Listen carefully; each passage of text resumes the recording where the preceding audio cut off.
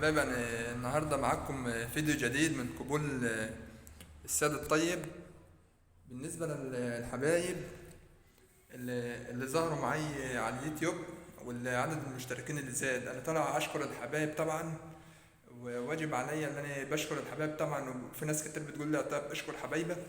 وإن شاء الله كمان المشتركين هيزيدوا بيكم، والفيديوهات اللي جاية ان شاء الله هتكون برضك احلى من اللي عدت بكتير. بس انا اللي موقف الشغل، اللي انا موقف الحاجات بس اليومين دول، ومفيش فيديوهات جديدة بس ظهرت. بس انا ان شاء الله يعني اللي جاي احلى، علشان بس عندي شغل وكده في البيت بنشتغل، والشغل لهينا يعني.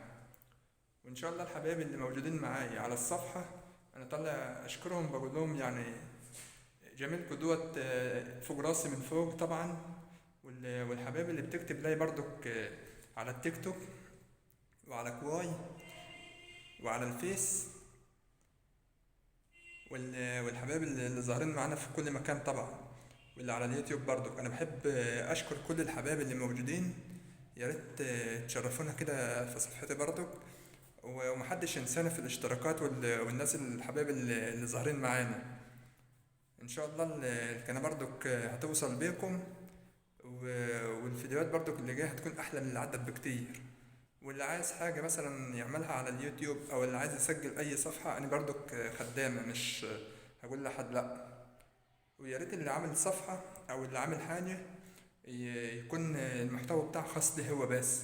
يعني مثلا ما يجيبش فيديوهات تانية، مثلا اغاني او كده او اي حاجة وينزلها، لا، لازم يكون المحتوى بتاعك انت الرئيسي اللي تنزله. وبعدين الموسيقى اللي بتنزل والاغاني اللي بتنزل على صفحتك الرئيسية على اليوتيوب دي طبعا ما بتزودش الارباح اللي هي بتاعت القبض وكده. يعني حاول تنزل صوتك وتنزل حاجاتك انت الخاصة بيك، او مثلا شغلك الرئيسي، وما تستعجلش، علشان طلوع السلم مش درجة واحدة، لا، هي فين وفين لما بتوصل. بس ان شاء الله هتوصلوا كلكم مع بعض، وهنبقى ايد واحدة ان شاء الله، وهنوصل بيكم برضك. وبحب اشكر الحبايب اللي كل يوم التاني بيعملوا لي اشتراك في القناة وتفعيل طبعا، والكلام الحلو الجميل طبعا اللي بيكتبوه لي على الصفحة. ويا ريت يا ريت اللي يعمل صفحة ما يستعجلش عليها، اللي يعمل صفحة ما يستعجلش عليها. انا طالع يا جماعة، بس طالع اشتغل فوق على السطح في شوية حاجات كده، عشان ما فضلتش ان انا اشتغل بالنهار. انا كنت في مشوار بس ولسه جاي حاليا يعني. مش الشغل مش هياخد مني حاجة يعني، بس ما ينفعش ان انا اصور فوق علشان الجو ضلمة جدا. انا كده حاليا طالع على السطح بتاعنا. ديت شقة اخويا اللي مقابلاني ديت يا جماعة، اللي هي منورة دي. بس مفيش نور طبعا فوق، اللي انا مثلا اصور وكده. الحبايب اللي بتشوفنا طبعا يعني طلع اقول لهم ان شاء الله توصلوا. ويا ريت كل واحد يعمل له صفحة على اليوتيوب. انا الميعاد بتاعي في الرفع يا جماعة هيكون مثلا بالليل او كده، او الناس اللي بتتكلم وبتقول يا طيب الله يعينك في الشغل. انا لما باجي اروح الشغل الصبح يا جماعة، وباجي اروح مش بروح اقعد والله، يعني بروح اشتغل برضه. يعني في الشغل شغال برضه، ميعاد مثلا لحد الساعة 5:30 6، وباجي اروح برضه نفس النظام بشتغل. يعني مثلا في حاجة في البيت عايزة تتعمل انا بعملها، مثلا اشتغل في حاجة، اعمل مثلا دوت مطلوب مني شغل اخلصه كده يعني. مفيش حاجة اسمها حاجة سهلة كده، يعني الشغل فعلا صعب جدا يا جماعة. والله الشغل صعب مش سهل. وشكرا للحبايب اللي بيتابعني.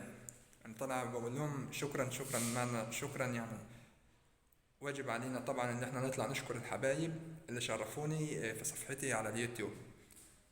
واللي عايز اي حد يسجل صفحة على اليوتيوب، انا بيتي على الطرعة المردومة يا جماعة زي ما انتوا عارفين. ورقم تليفوني اللي على الفيسبوك يعني. اللي عايز اي حاجة يعملها، انا خدامة، مش بطلع مثلا اقول لا مانيش عامل وبتكبر على حد، لا انا ما بتكبرش، ولا عمري في حياتي هتكبر على حد. حتى لو ربنا رضاني في يوم من الايام، برضك نفس الخط اللي معايا في التليفون هيفضل زي ما هو، علشان برضك اراضي الحبايب برضك اللي هم عايزين يوصلوا، واللي عايزين حاجة واللي كده يعني. ان شاء الله ان شاء الله يعني ربنا ما يجيبش حاجة وحشة، هوصل بيكم يعني، وانا برضك معاكم. شكرا على الحبايب.